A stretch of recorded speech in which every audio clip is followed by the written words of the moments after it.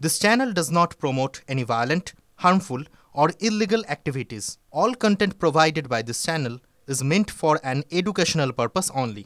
আরো একবার স্বাগত আপনাকে টিভি9 বাংলায়। আমি দীপ রয়েছে আপনার সঙ্গে। সকাল থেকেই যে বড় খবর আমরা নজর রেখেছি, পাথর প্রতিমার দিকে আমাদের নজর রয়েছে। পাথর প্রতিমা ঢোলাহাটে বাজি কারখানায় ভয়াবহ বিস্ফোরণ। আর এই মুহূর্তে যে আপডেট পাচ্ছি আমরা, মৃত্যু হয়েছে 4 শিশু সহ পরিবারের 8 জন সদস্যের। UEM Jaipur is a perfect target for prospective students aspiring for good jobs, good education with future-ready skills. অর্থাৎ মৃতের সংখ্যা আরো বাড়লো। এই মুহূর্তে লেটেস্ট আপডেট, 4 শিশু সহ পরিবারের 8 সদস্যের মৃত্যু হয়েছে।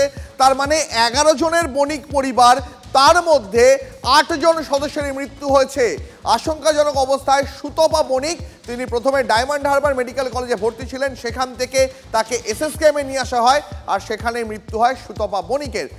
আমাদের সঙ্গে এই মুহূর্তে আমাদের সহকর্মী সোমা রয়েছেন। আমি সরাসরি সোমার কাছে জানতে চাইবো, সোমা, সুতপা বণিকের মৃত্যু হলো, মৃত বেড়ে হলো 8, আরও যারা চিকিৎসাধীন রয়েছেন তাদের এই মুহূর্তে কি পরিস্থিতি, পরিবারের লোকেরা কি বলছেন?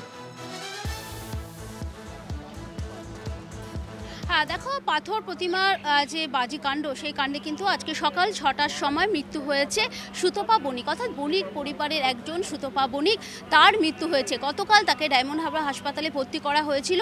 তার অবস্থা আশঙ্কাজনক অবস্থায় হয়েছিল, সেই কারণেই কিন্তু তাকে এসএসকেএমে ট্রমা বিভাগে ভর্তি করা হয়। ট্রমা বিভাগে ভর্তি করা হয়, রাতভর তার চিকিৎসা চলে, কিন্তু আজ সকাল 6টার সময় তার মৃত্যু হয়েছে বলেই তার পরিবারের লোকেরা জানিয়েছে।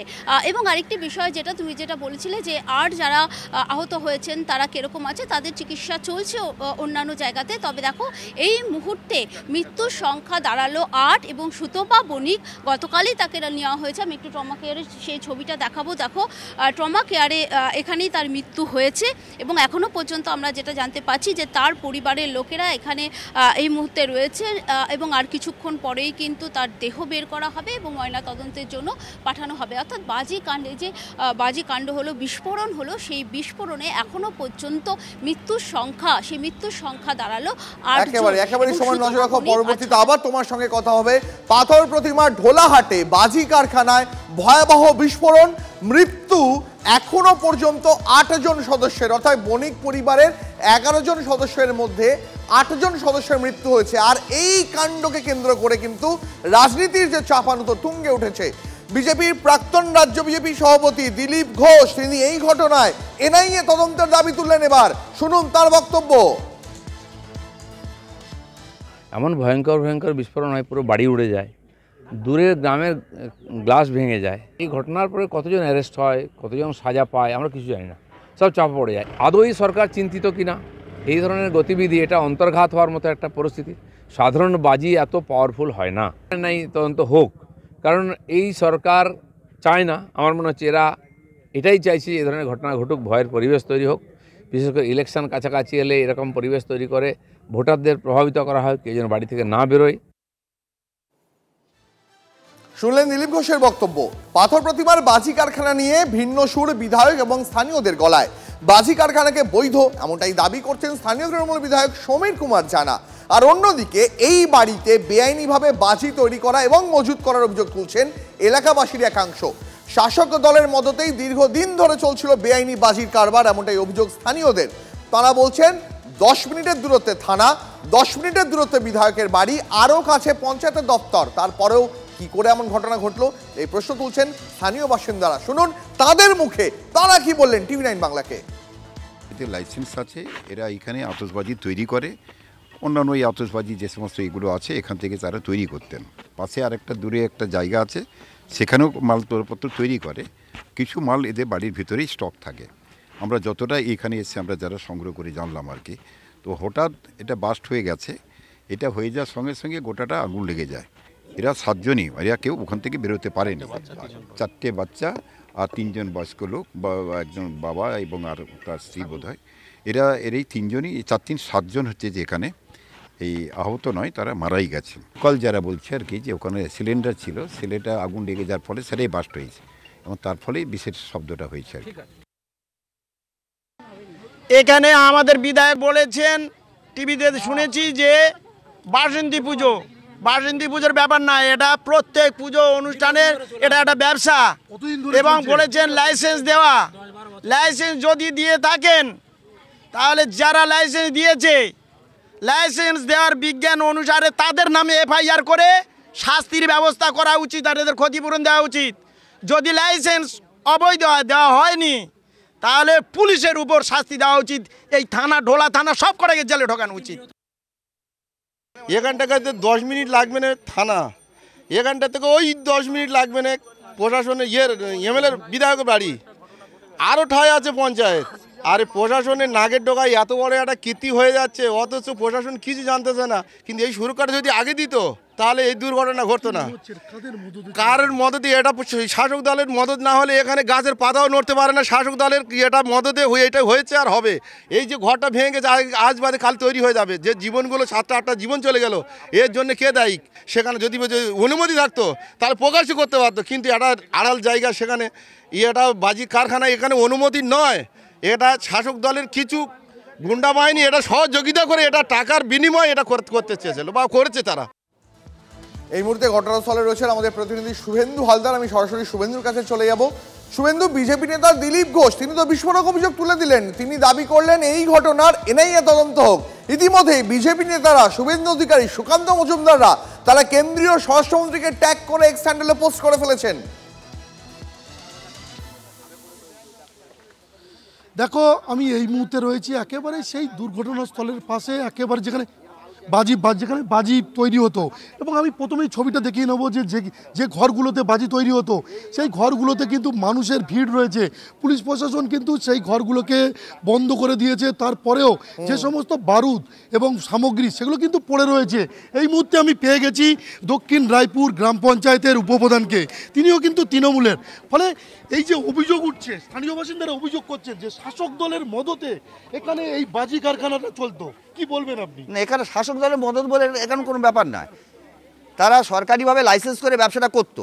এখানে শাসক দল যে ইনভলভ সেরকম কোনো খবর নেই। এবং এই লাইসেন্সটা কার কাছ থেকে পেয়েছিল আপনারা জানেন? আমি জানি আজ থেকে অনেকদিন আগে থেকে ব্যবসা করছে, আজ থেকে দীর্ঘ হচ্ছে 15-16 বছর আগে থেকে এদের ব্যবসা ছিল। জানতে চাইবে এই বাড়িতে এত বিপুল পরিমাণ বাজি কেন মজুদ ছিল? এই যে বাড়িতে গতকাল রাতে যে বিস্ফোরণ ঘটলো, বিস্ফোরণের যা তীব্রতা ছিল সেখানে তো পরিষ্কার একেবারে স্বাভাবিক ধারণা যে এত বাজি, এত বারুদ, এত বিস্ফোরণ কিভাবে মজুদ করলো এবং কেন করলো? ওদের লাইসেন্স ছিল দীর্ঘ হচ্ছে, ওরা আজ থেকে বামপন্থী পিরিয়ড থেকে ব্যবসাটা করছিল মাঠে, সেই হিসাবে কারখানাটা মাঠে ছিল। বাড়ির মধ্যে যে গোডাউন করছে সেটা আমাদের অগোচরে ছিল, আমাদের জানা ছিল না বা আমাদেরকে কেউ জানায়নি। কিন্তু শুভেন্দু, স্থানীয় মানুষরা বলছেন শাসক দলের এখানে মানে শাসক দলের সম্মতি ছাড়া এখানে একটা পাতাও নড়ে না, আর তৃণমূলের নেতা বলছেন তিনি জানতেন না। এবার মাল সেখানে তৈরি করে তারা বাড়িতে নিয়ে গেছে, এটা আমাদের তো অগোচরে, আমরা জানবো কি করে? আমাদের কোনো ইনফরমেশন ছিল না। এলাকার বাসিন্দারাই তারা বলছিল যে শাসক দলের নির্দেশ ছাড়া একটা পাতাও নড়ে না এবং শাসক দলের মদতে টাকার বিনিময়ে এই কারখানা চলতো, পুলিশ প্রশাসনও জড়িত। কি বলবেন আপনি? না, এখানে পুলিশের কোনো ব্যাপার নেই, প্রশাসনের কাজ করেছে। প্রশাসন তো তারা মাঠে ব্যবসা করে, প্রশাসন জানে, সরকারের লাইসেন্স করে তারা ব্যবসা করছে দীর্ঘ 20 বছর আগের থেকে। সেখানে প্রশাসন দায়বদ্ধতা নেবে কেন? এখানে প্রশাসনের কোনো দায় নেই। তো প্রশাসন জানতেও পারে না, এই গ্রামের মানুষ যারা প্রতিবেশী তারা তো অগোচর, তারা প্রশাসন ইনফরমেশন করেননি বা আমাদের লোকাল পঞ্চায়েতকে ইনফরমেশন। আপনাকে থামাচ্ছি, কিন্তু গ্রামের বাসিন্দারা বলছেন যে একাধিকবার প্রতিবাদ করা হয়েছে এটা বন্ধ করার জন্য এবং পঞ্চায়েতে যাওয়া হয়েছে, এই লোকাল সদস্যকে বলা হয়েছে, এই ব্যাপারটা কিন্তু কোনোভাবে গুরুত্ব দেওয়া হয়নি। না, প্রশাসনকে বা লোকাল পঞ্চায়েতকে বলেছে। আমি তো পঞ্চায়েত স্টেটমেন্ট, আমি তো উপপ্রধান, যেহেতু আমাকে এখন অগোচরে আমার কানেও কোনোদিন আসেনি বা পঞ্চায়েত কোনো লিখিতভাবে স্টেটমেন্ট ওদেরকে দেয়নি বা আমরা দিইনি, আমাদেরকে জমা পড়েনি। যদি পড়তো যে তার বাড়িতে আছে নিঃসন্দেহে আমরা স্টেপ দিতাম। কিন্তু বিধায়ক গতকাল রাতে বলে গেছেন এখানে বাসন্তী পূজার জন্য এই বাজি তৈরি হচ্ছিল, আতশবাজি। তাহলে এখানে তার কি ব্যবসা হতো না? তাহলে আতশবাজিটা কি এই পুজোর জন্য তৈরি হতো না ব্যবসা হতো? না, এটা ব্যবসা হতো, মাঠে ব্যবসা করতো। তাহলে বিধায়ক যে বলে গেলেন পুজোর জন্য তৈরি হয়েছিল, এখন যে করছে আপাতত পুজোর জন্য, কিন্তু দীর্ঘদিন ধরে ব্যবসা করছে বামপন্থী। আর লাইসেন্স করে আমার যেটা জানা এরা ব্যবসা করতো। অনেক ধন্যবাদ। তুমি শুনতে পেলে ওনার কাছে আরেকটা বিষয় একটু জানতে চাইবে, স্থানীয় বাসিন্দারা তারা বারবার বলছেন যে এখানে বাজি একেবারে বাণিজ্যিকভাবে তৈরি হতো, ব্যবসার জন্য। বিজেপি নেতারা বলছেন এটা একটা অবৈধ বাজি কারখানা, ভোটের আগে এই অবৈধ বাজি কারখানাগুলো তৃণমূল নেতাদের পকেট ভারী করে, এমন অভিযোগ তুলছেন বিজেপি নেতারা। কি বলবেন তিনি?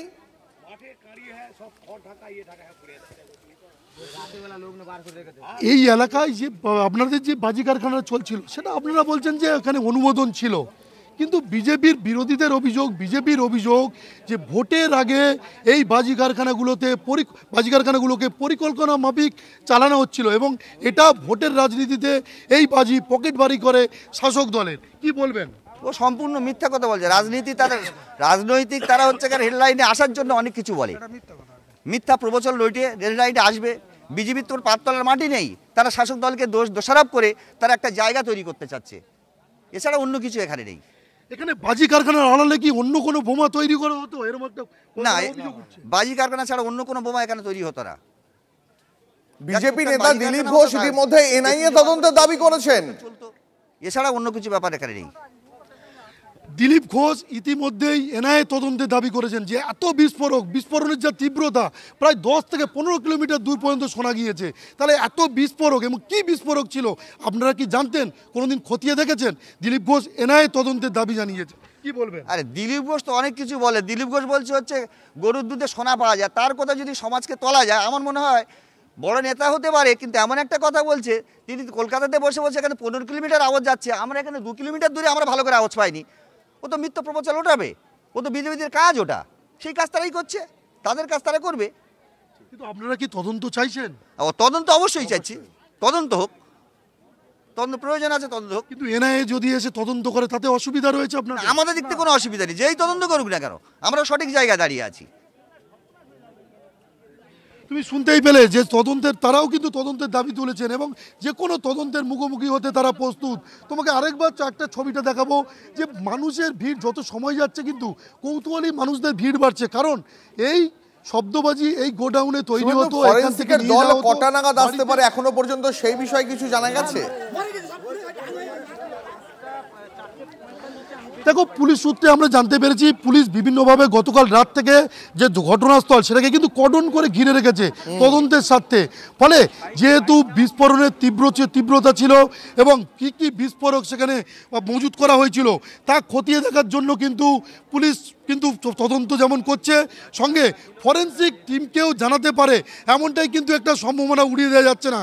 কারণ এই বিস্ফোরকের যে সামগ্রী, সেই সামগ্রী কিন্তু তুমি দেখেছো যে পড়ে রয়েছে, এখনো পর্যন্ত ঘটনাস্থলে পড়ে রয়েছে এবং যে ঘরগুলোকে সিল করা হয়েছে, যেখানে তৈরি করা হচ্ছিল, সেখানে কি এই বাজি কারখানার আড়ালে অন্য কিছু কারখানা চলছিল? সেটাও কিন্তু বিরোধীরা যেমন প্রশ্ন তুলেছেন। ফলে ফরেন্সিক দল আসার একটা অনুমান করছে পুলিশ, এবং পুলিশের পক্ষ থেকেও তদন্ত চালানো হচ্ছে, সমস্ত রকম সামগ্রী উদ্ধার করা হয়েছে, নমুনা সংগ্রহ করা হচ্ছে যে এই যে বিস্ফোরক কি ছিল এবং বিস্ফোরকের যে তীব্রতা, সেই তীব্রতাই প্রমাণ করে দিচ্ছে যে শুধুমাত্র এক বস্তা বা ছোট কম কোনো বিস্ফোরক ছিল না। পরবর্তীতে দিনভর তোমার কাছ থেকে এই ঘটনার আপডেট নেব।